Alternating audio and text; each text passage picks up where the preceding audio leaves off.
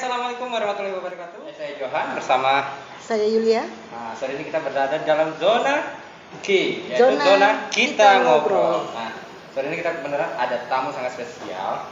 Siapa dia? Siapa beliau? Nanti kita coba tanya langsung, kita tanya langsung seperti apa keseruan di sore hari ini, seperti apa jawaban yang akan kita dapat pada sore hari ini.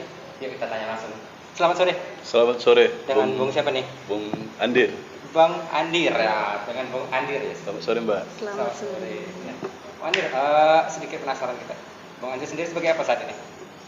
Saat ini alhamdulillah diamanahkan sebagai Ketua DPD Mahasiswa Pancasila Sumatera Selatan. Ketua DPD Mahasiswa Pancasila. Pancasila atau Sumatera Selatan. Mapanja Sumatera Selatan. Sumatera Selatan. Periode 2022-2024. 2022. 2024. Iya. Nah, kita ada sedikit pertanyaan nih, Pak.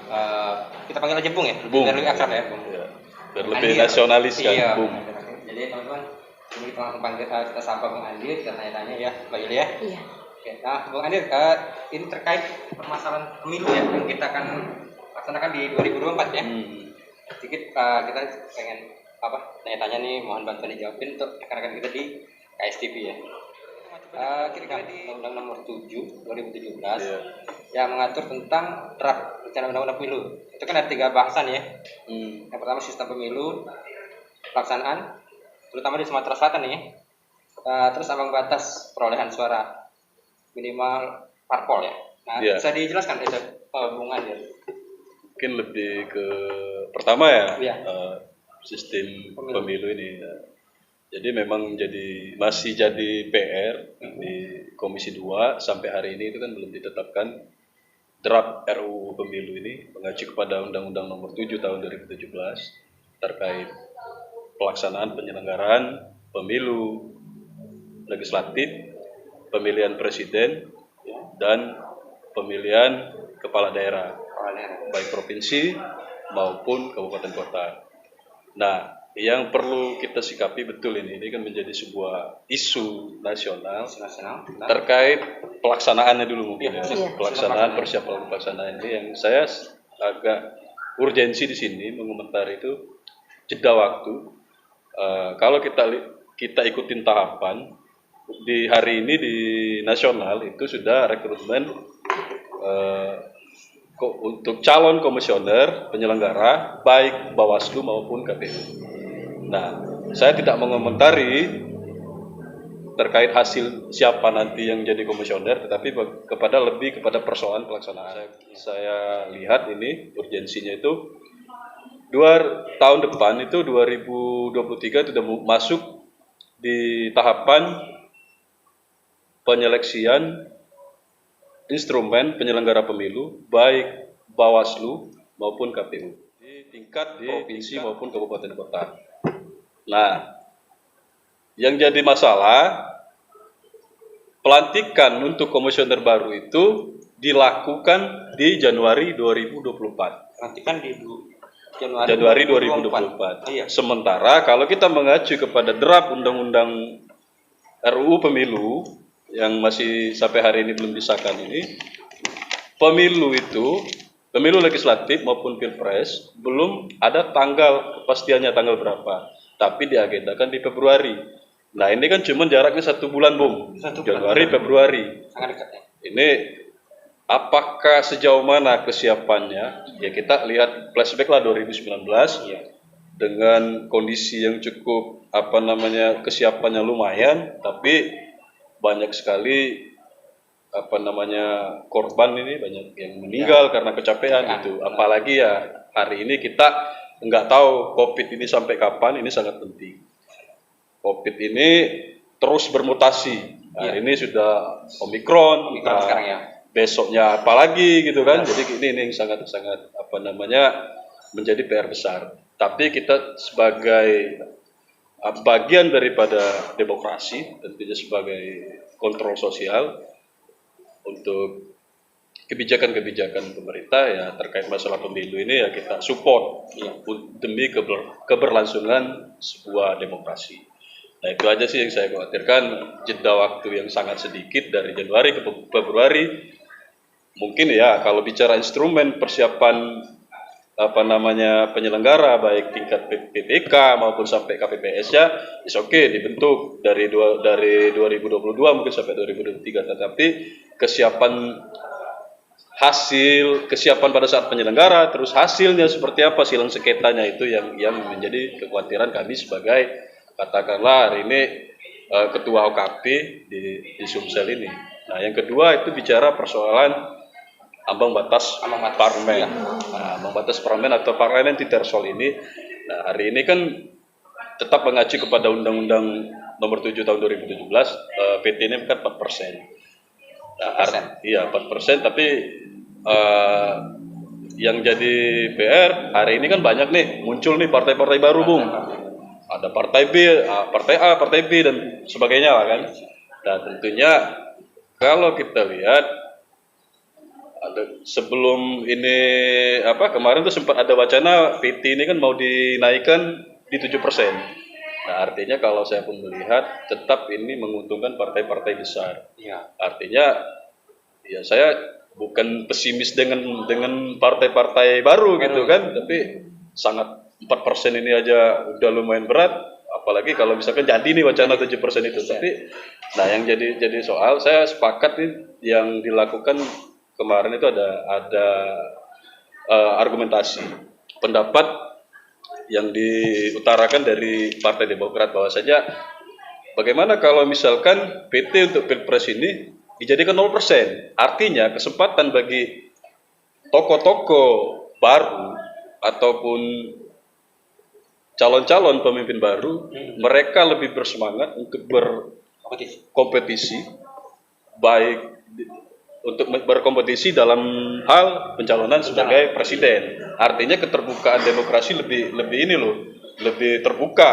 Tapi kalau hari ini kan kita lihat siapa yang punya modal jadi ketua umum partai, ya rata-rata seperti itu. Kalau tanggapan Bung sendiri gimana secara pribadi itu? Kalau dalam perspektif saya secara pribadi ya terkait ambang batas parlemen ini, kalau kita bicara mau demokrasi yang sesungguhnya itu kan artinya kan demokrasi ini kan banyak instrumen ya, ada election ya, artinya kan bicara itu kan pesta rakyat. Nah, akan lebih baik ini lebih ke PT ini dijadikan nol. Artinya misalnya kesempatan saya walaupun ibaratnya semua warga negara kan berhak loh. Ya. Siapapun itu berhak untuk mencalonkan diri sebagai presiden. Artinya lebih terbuka, Mbak. Ya. Kalau kita bicara dalam tanda kutip ya perspektif saya ini. Nah, cuman ya kita udah tahu kan, kita serahkanlah kepada para DPR bagaimana untuk menggodok ini. Ya apapun hasilnya semoga yang terbaik. Yang itu tetap kita sebagai bagian daripada instrumen negara ini tetap kita support. Nah, cuman balik tadi lebih kepada kesiapannya. Bagaimana sih kesiapan ini? Bagaimana nanti kan korelasinya Mendagri seperti apa? Terus pasti pihak TNI, Polri itu akan sangat sibuk sekali. Nah, terus yang mungkin yang ketiga tadi yang ditanyakan Bung itu terkait masalah sanksi administrasi. Nah, ini yang sangat menarik dan sangat vital ya. Karena sejauh ini kalau kita pisahkan dulu nih, ada sanksi pidana, ada sanksi administrasi. Kalau pidana saya nggak mau terlalu jauh untuk mengomentari itu. Kalau pidana misalkan contoh money politik atau pemalsuan ijazah. Nah, ini yang dimasuk sanksi administrasi pemilu ini, bagaimana kita menyikapi kepastian hukumnya. Apakah Bawaslu berhak untuk membatalkan hasil jika ada temuan administrasi pelanggaran pemilu, atau ini masuknya ke ranah Mahkamah Konstitusi? Karena sejauh ini dari 99 pemilihan langsung ini yang menjadi silang sengketa itu adalah selisih suara. Ya, betul kan? Bukan pada persoalan administrasinya. Nah, ini yang harus kita tekankan terkait misalkan nih kita contoh di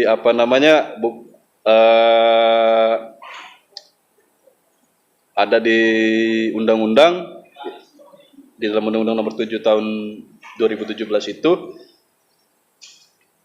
terkait misalkan contoh PKPU, Peraturan KPU Nomor 25 Tahun 2013 tentang penyelesaian administrasi pemilu, PKPU 25 2013. Nah, di sini ada penerapan sanksi kepada pelaku pelanggaran administrasi, misal pada tahapan kampanye kepala daerah ataupun wakil kepala daerah.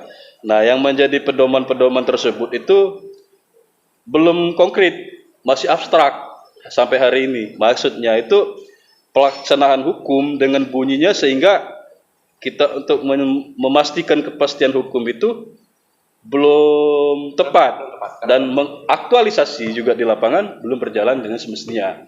Nah, ada 3 hal untuk mencapai tujuan kepastian hukum ini. Ketika bicara sanksi administrasi, pertama itu kepastian hukum, keadilan dengan kondisi masyarakat kita yang berbeda-beda, lebih ke bicara kearifan lokalnya, bersifat umum dan semuanya itu harus rata. Kan biasanya kan ada kearifan lokal loh setiap daerah kan. Oh, ini masih keluarga ini kan nggak enak. Nah, ini banyak terjadi. Yang banyak terjadi itu. Yang kedua itu adalah ini kemanfaatannya.